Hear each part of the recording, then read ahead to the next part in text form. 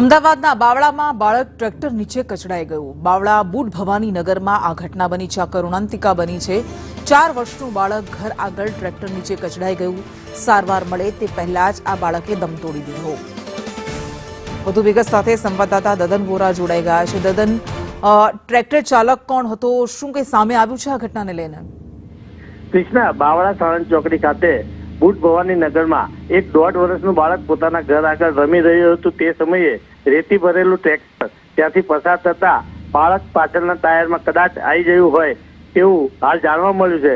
બાળકને જોડે બાજુની ખાનગી હોસ્પિટલ માટે સારવાર માટે લઈ જવામાં આવ્યું હતું, પરંતુ સારવાર મળે તે પહેલા બાળકનું મૃત્યુ થયું હતું। ઘટનાની જાણ થતા બાવળા પોલીસ તાત્કાલિક ઘટના સ્થળે પહોંચી હતી। ટ્રેક્ટર ચાલક તેનું રેતી ભરેલું ટ્રેક્ટર મૂકી ત્યાંથી ફરાર થઈ ગયો હતો। હાલ બાવળા પોલીસે તેના મૃતદેહને બાવળાની સરકારી હોસ્પિટલ ખાતે લઈ જવાની તજવીજ હાથ ધરી છે। જી બિલકુલ, આભાર આપનો।